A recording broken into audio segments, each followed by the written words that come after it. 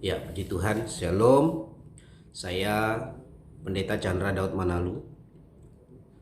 Tujuan saya membuat video ini adalah untuk meresponi tuduhan-tuduhan tidak berdasar menurut saya tentang pengajaran persembahan buah sulung. Saya mungkin hanya buat respon ini sekali karena saya tidak mau kalau merespon lagi nanti seperti berdebat jadinya, karena firman Tuhan bukan untuk diperdebatkan tetapi untuk dilakukan. Yang pertama, tentang tuduhan yang mengatakan bahwa persembahan sulung adalah untuk mengeruk kekayaan. Saudara, dari bahasa yang digunakan saja sudah menunjukkan bahwa orang itu adalah orang pasaran. Persaingan di pasar, bukan seorang hamba Tuhan menurut saya. Karena tidak sungkan lidahnya mengaitkan kata persembahan yang adalah sakral pada bahasa-bahasa yang seperti itu. Nanti ada lagi bahasa yang lain. Nanti kita akan bahas satu-satu dulu. Kalau dibilang mengeruk kekayaan, gereja itu punya laporan keuangan. Dan tidak sedikit gereja sekarang punya tim audit keuangan untuk kembali mengaudit laporan itu, keluar dan masuknya, kesamaan notanya, kewajarannya dalam melakukan anggaran perbelanjaannya dan sebagainya. Jadi memperkaya. Sebenarnya kalau ada pun kecurigaan, tinggal nanya aja, kalian nih pendeta atau gereja yang menerapkan pengajaran buah sulung, mana laporan keuangan kalian? Selesai, saudara sudah langsung tahu itu apa memperkaya atau bagaimana. Iya, itu sebenarnya kalau gentleman ya seperti itu. Ya, ini penjelasannya seperti itu. Bisa sih saudara bilang lagi gini, kong kali kong kan bisa dengan pendeta dengan pengurus. Saya rasa itu kalau udah begitu sudah nggak perlu dijawab lagi. Kenapa? Orang kalau sudah pikirannya negatif, kita mau kasih penjelasan apapun ya tetap negatif. Seperti itu. Nah, setelah kita lihat pelaporan keuangan, barulah kita tahu kemana penggunaan uang buah sulung itu tadi. Saya melihat ya dari laporan keuangan gereja yang saya pimpin, misalnya contoh ya, saya melihat di sana bisa dikatakan 90 bahkan hampir 100% pengelolaan uang persembahan itu kembali untuk merawat iman jemaat. Saudara, kembali untuk merawat iman jemaat ya. Nampak semua dari laporan itu, nampak kok kemana uang itu perginya. Pemasukan dan pengeluaran, mulai dari gedung yang digunakan. Dalam gedung itu saja itu biayanya nggak main-main saudara ya. Kalau kita mau sungguh-sungguh melayani, kalau melayani apa kadarnya ya suruh aja jemaat situ, bikin aja tempat duduknya apa, kayu-kayu bekas kah apa. Tapi kita tidak begitu. Itu boleh ya. Kalaupun ada yang memberi nama pendeta yang mengajarkan buah sulung adalah Mr. X, oke, saya pakai nama itu juga, nggak apa-apa ya. Gedung, biaya operasional, lalu kita melihat gereja Mr. X itu ya. Ya, itu punya pelayanan menara doa 24 jam, punya sistem pelayanan pengajaran yang untuk HMC ya, untuk pemulihan orang-orang yang terluka. Itu bukan hanya khotbah lalu doakan, bukan. Mereka punya manajemen, punya sistem, punya training tentang hal itu. Dan itu biayanya bukan sedikit. Menara doa 24 jam untuk siapa yang didoakan? Untuk siapa itu? Untuk pendeta, untuk jemaat semua. KKR misalnya, sekali KKR itu bisa memakan biaya 100 juta sampai sampai miliar. Apakah habis KKR pendetanya langsung jadi kaya? Enggak, semua itu habis biaya sebegitu besar semua untuk membangun iman jemaat. Saudara, kembali lagi ke gedung gereja tadi, ada di situ pelayanan musik. Pelayanan musik itu mencapai ratusan juta juga. Kalau gereja itu sudah skala besar mencapai M juga. Mulai dari sound systemnya, musiknya, pemainnya lagi. Multimedianya saudara, apalagi zaman sekarang. Saudara kira nggak pakai biaya? Yang nggak tahu kalau di gerejamu hanya ada ibadah 1 kali seminggu, lalu hari Kamis pelayananmu hanya khotbah hari Kamis dan khotbah hari Minggu. Mungkin wajar sih pola pikirmu jadi seperti itu. Begitu mudahnya engkau mengatakan pendeta merampok, pendeta mengeruk kekayaan. Aduh, karena kau nggak bisa ngapa-ngapain. Menurut saya ya. Bayangkan pelayanan yang tadi saya sebutkan itu masih sedikit tuh, masih banyak lagi pelayanan yang lain yang memang semua itu dikelola untuk kembali merawat iman jemaat. Ya, itu saudaraku. Jadi perlu kita memperhatikan. Kalau dikatakan lagi satu lagi bahasanya merampok. Saudara tahu pernah dirampok ya saudara? Gimana sih orang merampok? Saudara kan bisa memilih mau ngasih atau tidak.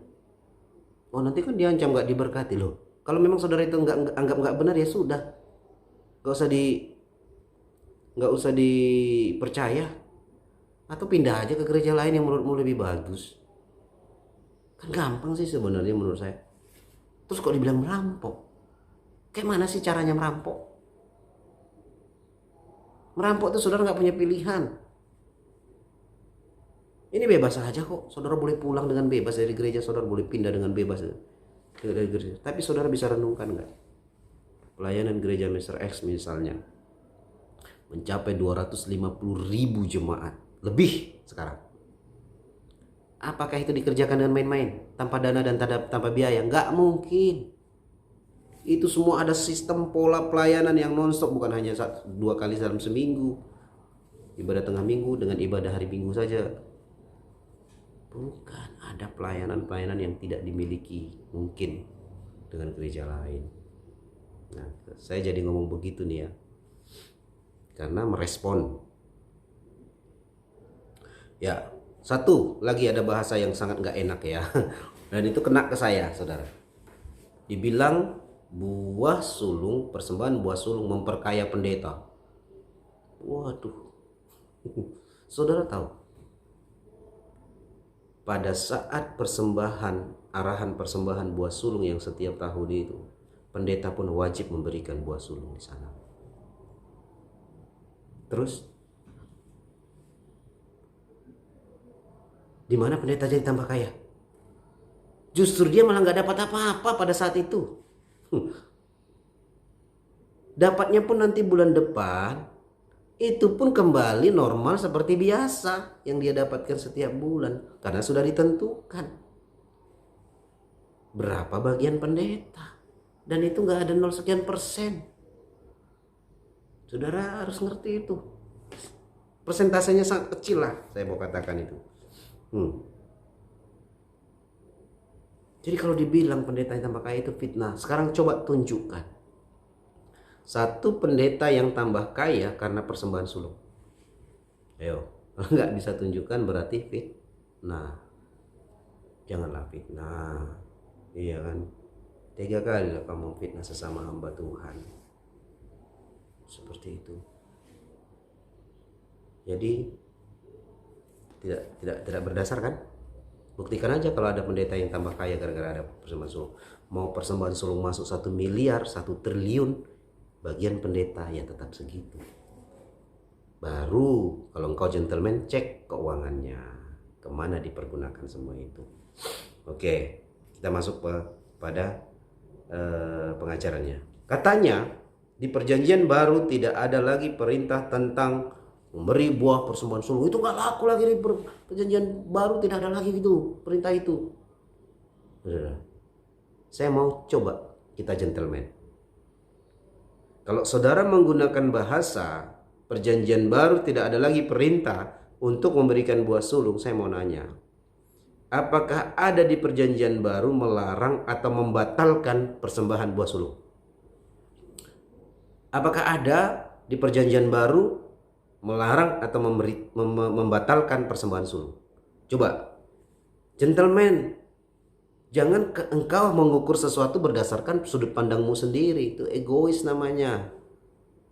Coba sikap gentleman. Kalau engkau pakai bahasa yang seperti itu ya coba pakai bahasa. Coba ditimbal balikan. Emangnya dilarang? Emangnya ada yang dibatalkan setelah perjanjian lama kepada perjanjian baru? Enggak. Perjanjian baru bukan membatalkan tapi menggenapi.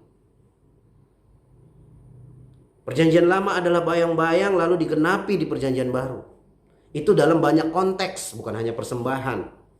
Ya, bahwa perjanjian baru itu next levelnya, tingkatan yang lebih tingginya. Saudara mau tahu konsep persembahan perjanjian baru? Konsep perjanjian baru. Janda miskin yang mempersembahkan 2 peser seduit. Apakah itu bisa saudara setarakan dengan persembahan perpuluhan atau persembahan buah sulung? Nggak bisa. Karena itulah miliknya satu-satunya yang memang tinggal untuk dia makan. Artinya apa? Semuanya hidupnya yang harusnya dia untuk makan itu dijadikan persembahan. Lalu ada satu orang muda lagi, orang kaya bilang begini, Guru, bagaimana supaya saya masuk dalam kerajaan surga? Yesus bilang apa? Jual hartamu semua. Jual.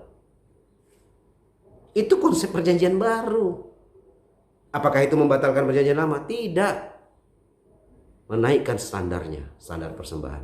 Bukan hanya persembahan, saya kasih contoh lah yang lain supaya mudah dipahami. Bahwa perjanjian baru itu bukan membatalkan Taurat. Ya. Perjanjian lama bilang jangan berzina. Ya kan? Jangan berzina.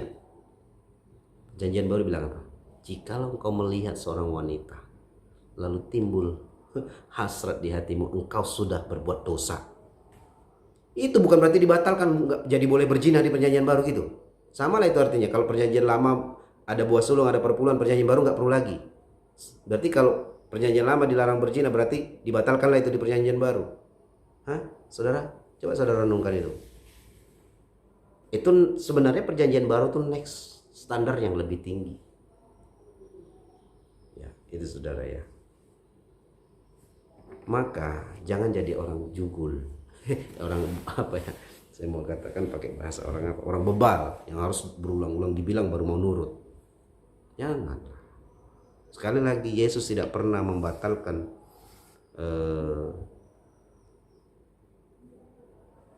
Taurat.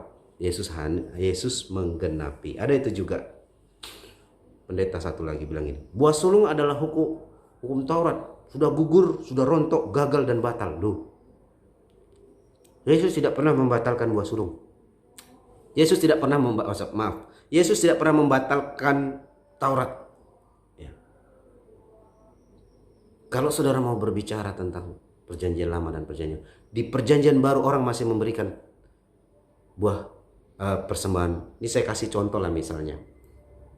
Pembicaraan Tuhan Yesus dengan orang Farisi ya, tentang ini, tapi memang konteksnya persepuluhan.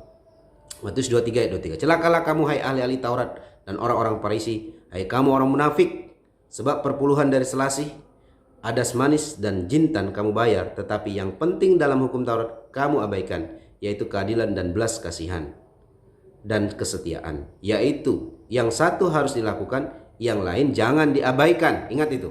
Nah, jelas loh itu saudara ya.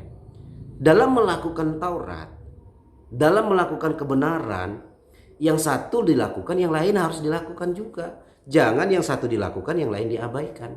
Nah, konsep di dalam ayat ini adalah antara persepuluhan dengan kasih dan keadilan ya. Bukan berarti Tuhan Yesus bilang gak perlu bayar perpuluhan. Tidak pernah Yesus membatalkan apapun Taurat, setitik pun Taurat. Nah, itu ada ayatnya.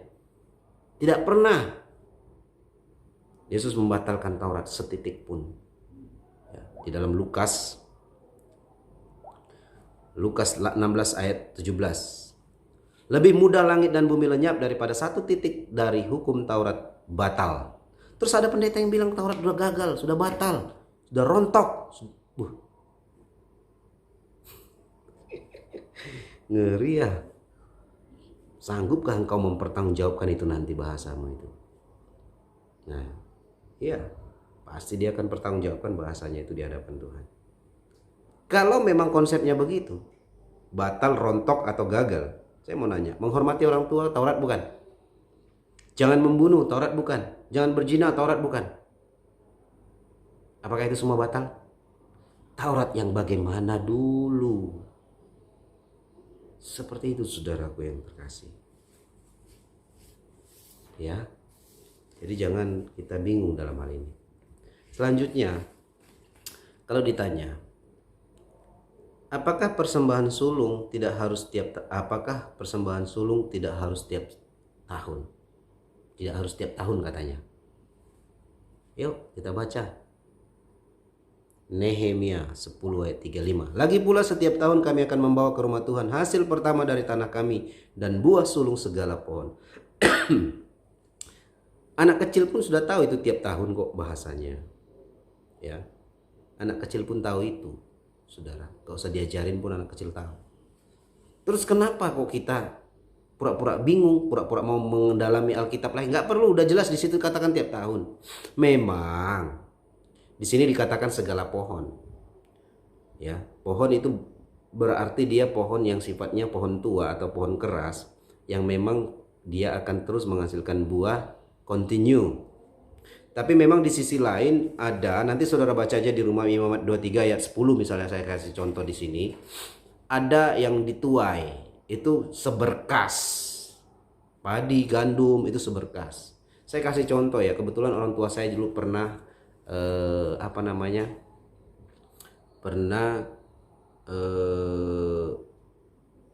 petani padi, ya, pernah petani padi. Jadi padi itu ada dia kejadian ketika sudah mulai tua, ada dia yang duluan tua, dia duluan menguning, dan itu biasanya lebih tinggi dan lebih besar. Nah, terus ada satu kejadian juga. Ini orang tua saya nanam padi sekitar 3 hektaran kalau nggak salah waktu itu. Ada dia satu petak gitu ya, berapa kali berapa. Tiba-tiba di daerah itu kuning duluan dia, duluan kuning itu satu petak itu. Coba saudara renungkan, kenapa Tuhan bikin sistem seperti itu? Kenapa? Pasti ada maksud Tuhan di sana, yaitu buah sulung. Ya. Dan itu sifatnya seberkas. Tapi ada juga yang sifatnya hanya sekali seumur hidup. Ya, yaitu dikatakan anak sulung, dan itu di Imamat ya. Kita baca lah ini ya. Sesungguhnya aku akan mengambil orang Lewi dari antara orang Israel, Imamat 3 ayat 12-13. Ganti semua anak sulung Israel. Nah ini ada pendeta bilang, wah, anak sulung, bagaimana dengan anak sulung orang Israel? Katanya anak sulung orang Israel itu sudah persembahkan, setiap anak sulung akan kerja di bait suci. Salah, nampak sekali kamu memang pendeta yang masih baru dan mengalami kasih mula-mula, dan sudah ada pendetanya baru mengalami kasih mula-mula, ketua sinodenya pun gak menuntun, gak membimbing. Kayak gitulah jadinya ngawur. Nah, seperti itu. Orang kalau cinta mula-mula tapi gak dibimbing dengan benar, hati-hati loh. Kalau gak dia kembali patah, dia akan menghancurkan pelayanannya sendiri, menghancurkan dirinya sendiri dengan semangat mula-mulanya yang gak terkontrol. Gitu ya. Jadi ada ini, kalau ternak itu 1 kali seumur hidup. Terus emangnya kenapa kalau seandainya terjadi 2 kali, emangnya langsung hancur hidupmu? Enggak juga kan. Gitu loh. Tapi ya oke, ada yang sifatnya setiap tahun, ada yang sifatnya seberkas, ada yang sifatnya sekali dalam seumur hidupnya, seperti itu. Jadi artinya gini, supaya jangan ribet. Ketika engkau ingin memberikan buah sulung, berdoa sama Tuhan. Tuhan, ini usahaku Tuhan. Usaha jenisku ini Tuhan, apakah setiap tahun, apakah seberkas, atau hanya sekali saja seumur hidup Tuhan. Udah, tinggal urusanmu sama Tuhan. Baca Alkitab supaya engkau jangan tersesat. Seperti itu saudara. Udah. Selanjutnya, saudaraku, pesan untuk jemaat. Kalau engkau makan sesuatu, mendengar sesuatu, jangan langsung ditelan. Seperti babi misalnya. Kenapa perjanjian lama dia bilang babi itu haram? Karena dia tidak memamah biak. Dia makan krok sekali langsung telan. Saudara kalau mendengar pun apa-apa dari luar, jangan langsung ditelan. Dicerna dulu. Uji motivasi orang yang bicara. Kalau kemudian dia menyerang, menjelekkan ini, mengatakan orang ini salah, orang ini sesat, lalu kemudian setelah itu dia memunculkan dirinya sendiri, dia memperkenalkan organisasinya, saya mau katakan, ini orang lagi panjat pinang. Apa itu panjat pinang? Panjat pinang itu supaya dia naik ke atas, dia pijak orang dulu. Gitu. Dia cari dulu untuk pijak orang, setelah dia pijak orang baru dia bisa naik. Dan saya heran, di kalangan hamba Tuhan pun ada yang pakai metode panjat pinang. Ya, saudara. Terus jemaat termakan, langsung ditelan. Padahal saudara kalau hatimu tulus saja, kau bisa bedakan kok. Ini orang habis nyelin orang lain, tiba-tiba dia memperkenalkan gerejanya. Kalau hatimu tulus kau langsung bisa baca. Tapi kalau hatimu udah buta dulu, cinta uang dulu, langsung kau makan lah itu mentah-mentah semua itu, saudara. Ya, coba. Ya, yang kedua untuk jemaat kita sama-sama renungkan ya. Apakah engkau sudah pernah ambil bagian daripada memberikan persembahan sulung? Jangan-jangan engkau sebenarnya belum pernah ikut dalam memberikan buah sulung, tapi engkau yang paling banyak komentar. Coba. Ngeri ya. Orang yang sudah memberi sekian kali, sekian ribu, sekian juta, tidak seperti engkau. Misalnya lah contoh ya, seperti itu. Uji hatimu, kenapa engkau begitu mudah sekali untuk terombang-ambing dengan semua itu. Sebab, ini catatan penting.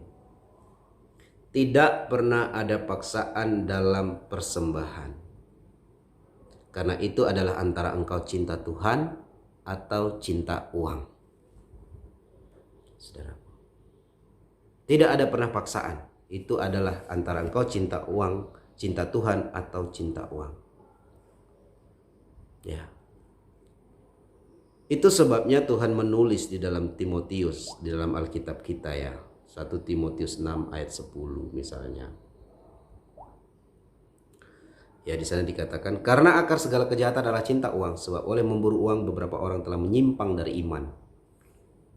Saudara, kenapa Tuhan suruh kita memberi persembahan?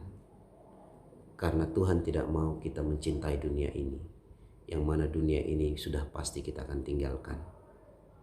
Ya, saudaraku, dunia kita tinggalkan kok. Atau kalau memang kau nggak percaya dengan apa yang saya sampaikan ini, saudaraku, genggamlah uangmu itu sampai hari penghakiman. Gak usah bayar buah sulung, gak usah bayar perpuluhan atau persembahan syukur pun gak usah. Genggamlah uangmu itu sampai hari penghakiman. Di situ kau akan melihat apakah yang saya sampaikan ini benar atau tidak benar. Untuk saat ini gak usah berdebat. Ataupun kalau kau belum bisa memberikan itu, berdoa aja sama Tuhan. Tuhan, apakah aku salah Tuhan? Gitu aja kan, kita punya Tuhan, kita bisa punya kita sama-sama ya Tuhan itu. Ya. Genggamlah uangmu sampai hari penghakiman. Persembahan adalah wujud kasih Tuhan supaya engkau jangan terikat dengan dunia ini. Ketika engkau memberi kepersembahan, engkau sedang membakar virus cinta uangmu itu. Ketika engkau beri persembahan tuh, cinta uangmu, virus cinta uang itu meronta-ronta dia. Kepanasan dia. Itu saudara. Dewasalah. Mari kita baca di dalam ini ya. Efesus 4 ayat 11. Efesus 4 ayat 13. 13 sampai 15, tapi kita baca ayat 14 saja ya.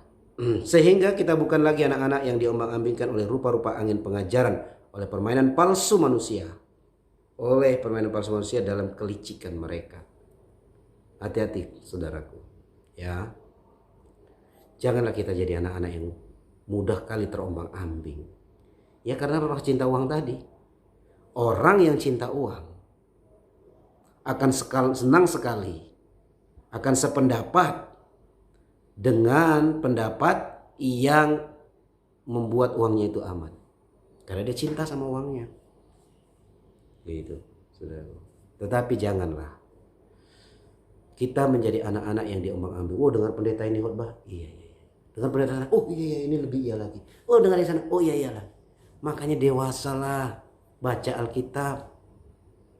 Supaya jangan terombang-ambing dengan angin pengajaran seperti itu. Ya, semakin akhir zaman semakin membingungkan, saudara. Ya, jadi itu. Jangan seperti anak-anak secara rohani. Dan kalau kita mau bicara perjanjian lama dan perjanjian baru, perjanjian baru bukan membatalkan perjanjian lama. Ini garis besarnya. Justru konsep perjanjian baru tadi saya sudah ceritakan. Itu adalah tingkatan yang lebih tinggi. Saya secara pribadi sedang berusaha menerapkan konsep perjanjian baru dalam hidup saya sebagai hamba Tuhan. Karena apa? Konsep perjanjian baru khususnya dalam persembahan ya. Bukan 10% atau persembahan sulung itu terlalu kecil. Dan itu bukan dibatalkan ya. Tetapi semua yang kita miliki adalah milik Tuhan. Itu saudaraku ya. Jadi misalnya nih, kalau saya punya motor, kendaraan bermotor, itu bisa sampai 80% saat ini ya, bahkan lebih. Itu semua untuk kemuliaan Tuhan, pelayanan. Yang 20% bahkan kurang, itu untuk pribadi. Ya, itu sedang saya mulai, bila perlu nggak ada lagi, semuanya hanya untuk Tuhan. Gitu ya. Bagaimana sebaliknya dengan jemaat? Ya, apakah misalnya kau punya motor, berapa persen untuk pribadimu? Kalau kita mau bicara perjanjian baru, ya sudah ya. Jadi jangan kita anggap perjanjian baru membatalkan perjanjian lama, tidak. Itu sebabnya mari kita miliki Taurat dalam hati. Yeremia 31 ayat 33, ini yang saya mau sampaikan. Tetapi beginilah perjanjianku yang kuadakan dengan kamu sesudah waktu itu, demikianlah firman Tuhan, aku akan menaruh Tauratku dalam batin mereka dan menuliskannya dalam hati mereka. Milikilah Taurat dalam hati. Kenapa Tuhan taruh Taurat dalam hati kita? Supaya kita bisa menimbang. Supaya kita bisa menimbang apa yang harus kita lakukan. Dengan pengajaran-pengajaran yang begitu banyak dari sana, dari mana-mana. Pengajaran banyak. Ya, cobalah saudaraku. Ya. Itu miliki Taurat dalam hati. Karena Tuhan taruh Taurat dalam hati kita. Taurat ya. Untuk hamba-hamba Tuhan, pendeta yang kukasihi, rekan sejawat. Janganlah menyerang sesama pendeta. Ya. Kan ada wadah untuk kita saling mengingatkan. Yaitu misalnya PGI. Laporkan aja ke PGI ini, sinode ini mengajarkan buah sulung nih. Menyesatkan jemaat nih, mengeruk kekayaan ini. Duduk kita sama-sama. Biar PGI panggil. Atau PGPI atau PII aras gereja ya. Kalau di saudara kita orang Katolik misalnya ada KWI mereka. Ya, jadi jangan kita jadi saling menjelekkan jemaat, yang kasihan jadi bingung jemaat saudara. Yang terakhir pesan saya untuk rekan-rekan sejawat pendeta. Latihlah dirimu untuk melayani lebih baik. Percayalah, kalau engkau sudah melakukan yang terbaik, pelayananmu akan maju dan diberkati. Gak perlu kau menyerang pelayanan orang lain.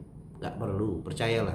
Engkau tidak akan punya waktu lagi untuk menerima percayaan Tuhan dalam hidupmu. Ya.